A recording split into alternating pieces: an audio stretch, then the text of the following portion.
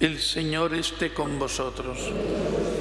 Lectura del Santo Evangelio según San Lucas.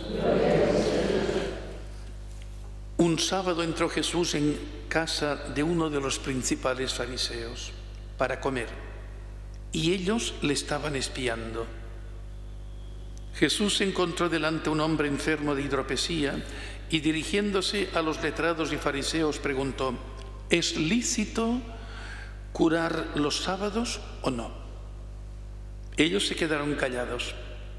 Jesús, tocando al enfermo, lo curó y lo despidió. Y a ellos les dijo: si a uno de vosotros se le cae al pozo el burro o el buey, ¿no lo saca enseguida aunque sea sábado? Y se quedaron sin respuesta. Palabra del Señor.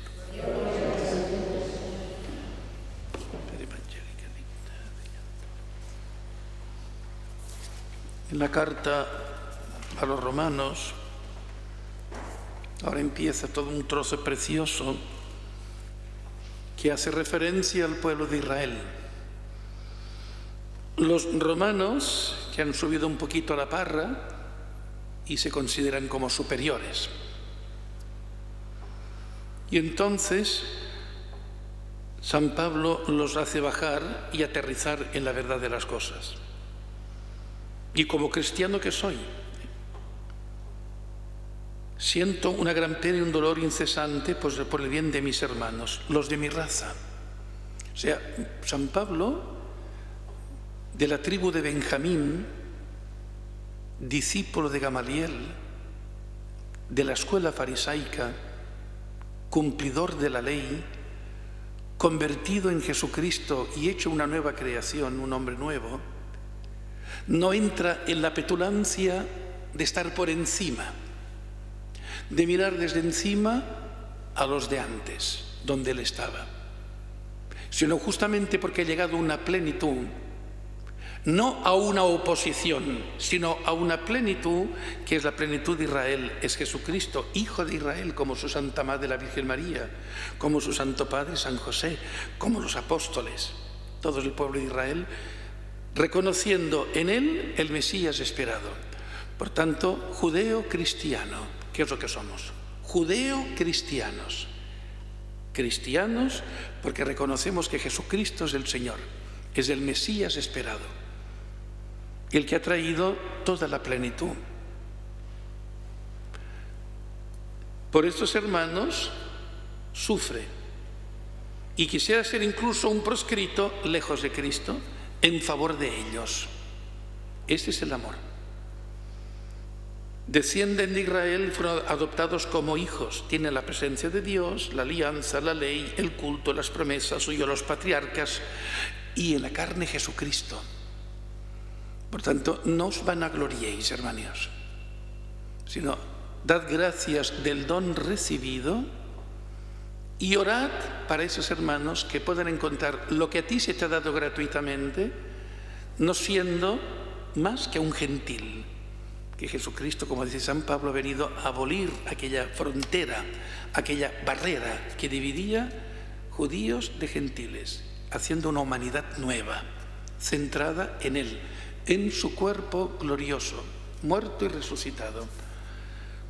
Con este Evangelio de que estos hombres importantes, ¿no?, que invitan a nuestro Señor Jesucristo con la simplicidad y con toda la sencillez, para nada, están allá con el periscopio, al acecho, a ver qué dice, qué hace, dónde la pifia.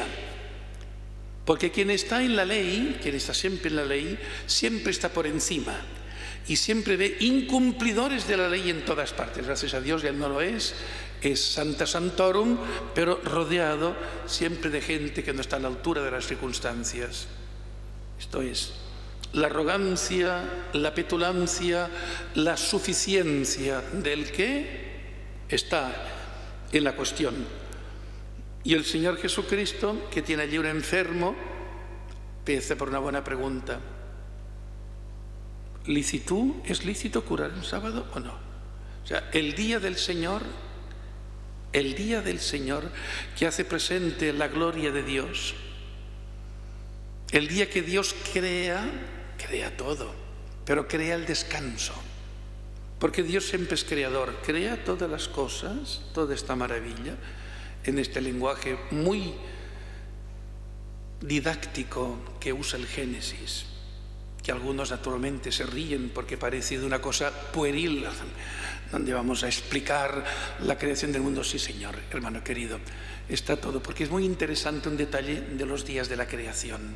Nosotros, aquí en este planeta, lo que es la luz lo tenemos por el sol.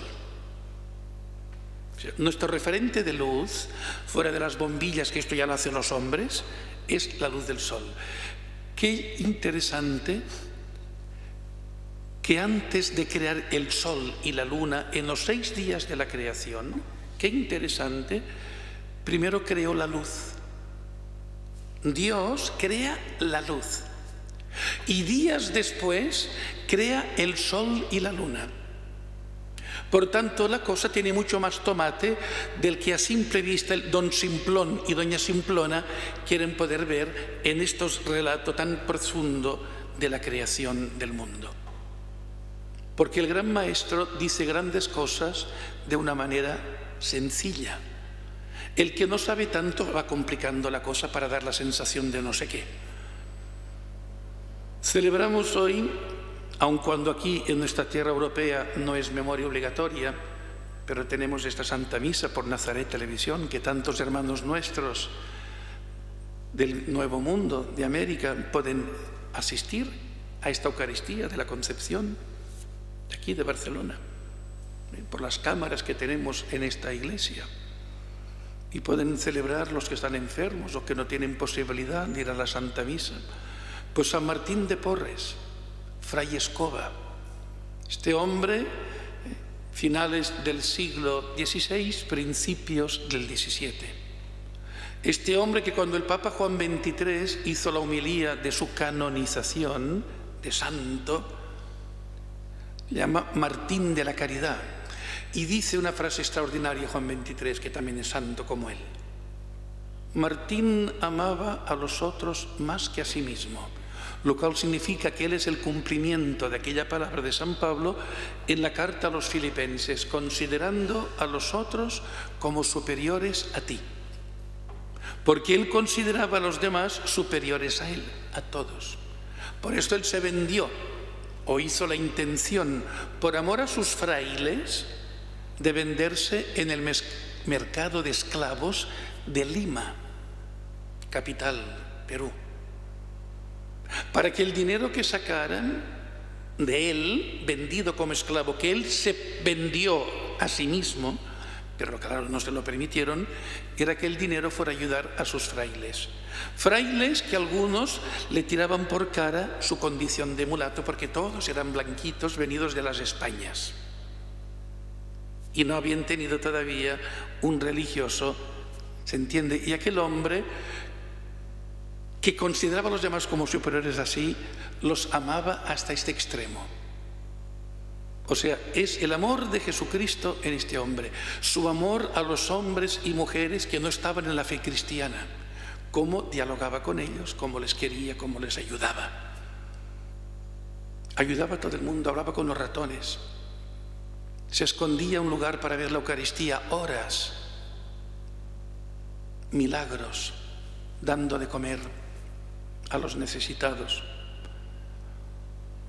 Es una joya, es una gloria del nuevo continente, de la Iglesia entera, este donado dominico del Perú, que sabía de barbero y también de medicina, cosa que él todo esto lo usó en favor de los más necesitados. Aprendió en Guayaquil, actual Ecuador, todo aquel virreinato del Perú, actual Ecuador. En Guayaquil él se formó y regresó a Lima. Y naturalmente gran amigo de una terciaria dominica extraordinaria, patrona de aquel continente, Santa Rosa de Lima. Ambos convivieron, ambos se conocieron, almas de Dios, en una profundidad extraordinaria. San Armengol, que celebramos en nuestra tierra también, San Pere el Mató, San Pedro Almató, mártir en las tierras asiáticas. O sea que también tenemos estas glorias de la Iglesia, que ellos intercedan por nosotros.